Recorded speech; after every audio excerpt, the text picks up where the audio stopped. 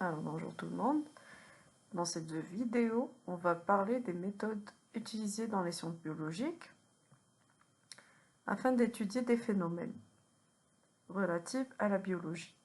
Donc on va parler de la méthode inductive, de la méthode déductive et la combinaison des deux méthodes qu'on appelle la méthode hypothético-déductive.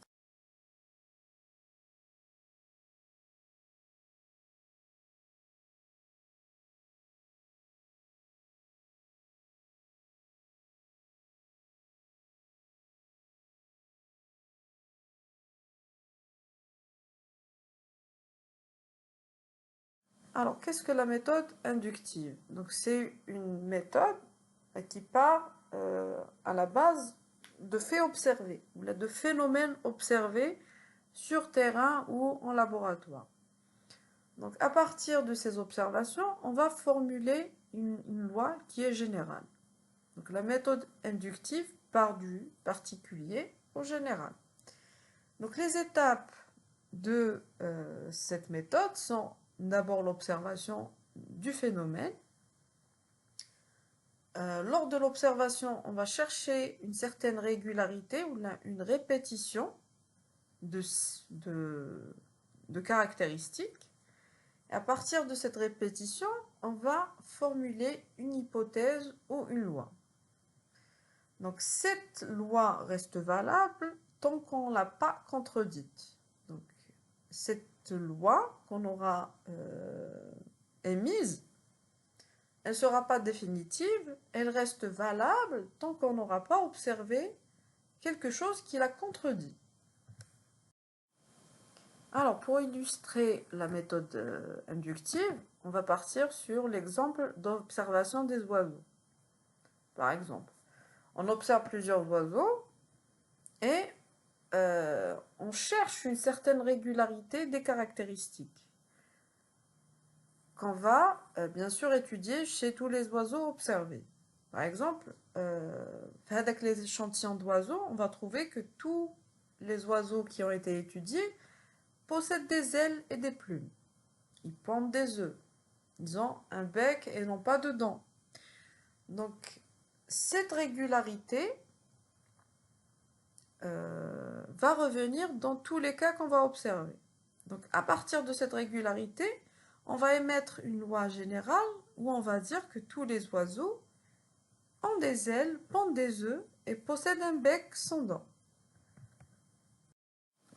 Si par exemple un jour on tombait sur le cas d'un oiseau qui viendrait remettre en question la loi qu'on aurait émise, par exemple un oiseau qui posséderait des dents. Dans ce cas, on aura deux options devant nous. Donc, la première option, c'est de modifier la loi en intégrant l'exception, donc le cas que nous avons observé, en disant presque tous les oiseaux pondent des œufs et ont un bec sans dents, sauf telle espèce.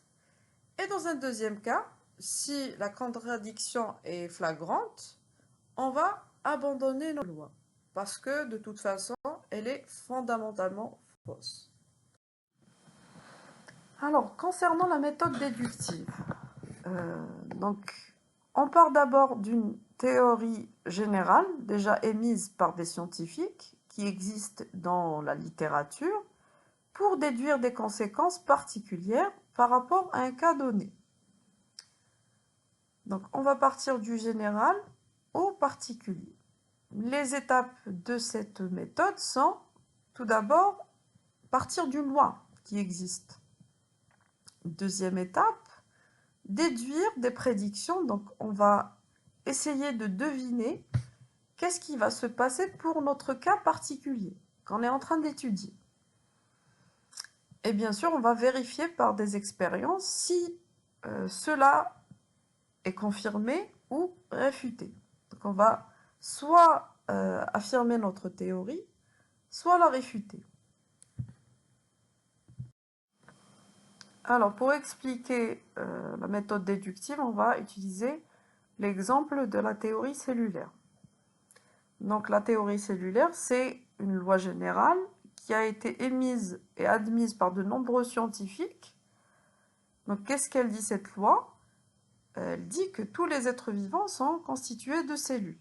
Et toutes cellules proviennent d'une autre cellule préexistante. Ça, c'est la loi de base sur laquelle on va appliquer notre méthode déductive. Alors, deuxième étape, on va déduire une prédiction à partir de notre loi générale, qui veut dire qu'on va formuler une hypothèse. Avec l'hypothèse qu'on va devoir par la suite affirmer ou réfuter par l'intermédiaire d'une expérience. Donc, dans notre cas, ce qu'on a formulé, on va dire que si toute cellule provient d'une autre cellule, alors une cellule ne peut pas apparaître de manière spontanée dans un milieu stérile. Ça, c'était une hypothèse sur laquelle Louis Pasteur avait travaillé pour réfuter en même temps une ancienne loi qui existait, ou une théorie qui existait, qu'on appelle la génération spontanée. Donc, qu'est-ce qu'elle dit de la génération spontanée, cette loi? Elle dit que certains êtres vivants, inférieurs comme les insectes, peuvent apparaître de manière spontanée dans des milieux physico-chimiques particuliers. C'était aussi une croyance qu'avaient les anciens Chinois et les Indiens, qui disaient que, par exemple, les mouches naissaient à partir des ordures, ou là, les pucerons naissaient à partir des bambous. Donc, on va construire un protocole expérimental afin de vérifier cette hypothèse. Alors, troisième étape, on va vérifier notre hypothèse ou notre prédiction par une expérience. Pour le cas de la théorie cellulaire, celle-ci a été vérifiée par plusieurs scientifiques, dont le plus connu est Louis Pasteur. Alors, pour tester cette prédiction, il a mis en place une expérience, on a un protocole expérimental. Alors, comment on constitue un protocole expérimental? C'est à travers nos connaissances en biologie et en physique et chimie. Donc, il a mis en œuvre toutes ses connaissances afin d'établir cette expérience. Donc, on ne peut pas mettre une expérience comme ça, sans logique. Donc, qu'est-ce qu'il a fait? Il a placé un bouillon nutritif, on a une solution qui contient des nutriments essentiels aux cellules vivantes, qu'il a mis à l'intérieur d'un ballon stérilisé. Stérilisé veut dire que le ballon ne contient pas de micro-organismes, donc ni bactéries ni champignons. Et ce ballon est muni d'un col de cygne. Donc c'est un long tube fin recourbé qui permet à l'air de rentrer pour bien sûr oxygéner l'air ambiant à l'intérieur du ballon, mais ne permet pas la pénétration de cellules vivantes. Alors, résultat de cette expérience, aucune cellule ne s'est formée spontanément à l'intérieur du ballon. Ce résultat vient confirmer la loi de la théorie cellulaire qui dit que les cellules naissent toujours à partir d'autres cellules vivantes. Si on fait une comparaison entre les deux méthodes, donc pour la méthode inductive, on part d'un cas concret, pratique, un cas particulier observable, à partir duquel on va créer une théorie. Et cette théorie, elle est faillible. Ça veut dire qu'à un moment donné, si on retrouve des contradictions lors d'autres observations, la théorie sera annulée. Dans le cas de la méthode déductive, on part du général, donc d'une théorie déjà existante, qui a déjà été mise en place, et qu'on va tester par l'intermédiaire d'expériences. Donc on va la confirmer, ou là, on va la réfuter. Ces deux approches sont complémentaires dans la recherche scientifique. On peut même les combiner. Alors la troisième méthode, c'est la méthode hypothético-déductive. Donc c'est une méthode qui combine la méthode inductive et déductive, et c'est la méthode la plus utilisée actuellement en biologie expérimentale. Donc, comment s'articulent les étapes dans cette méthode? Donc d'abord, on va observer un phénomène, on a un fait, on va émettre des hypothèses, on va déduire des conséquences, par rapport aux hypothèses. Et bien sûr, on va expérimenter. On va mettre en œuvre un protocole expérimental afin de tester nos hypothèses. Et on va arriver à une conclusion pour soit réfuter ou affirmer l'hypothèse de départ. Pour illustrer cette méthode, on va utiliser l'exemple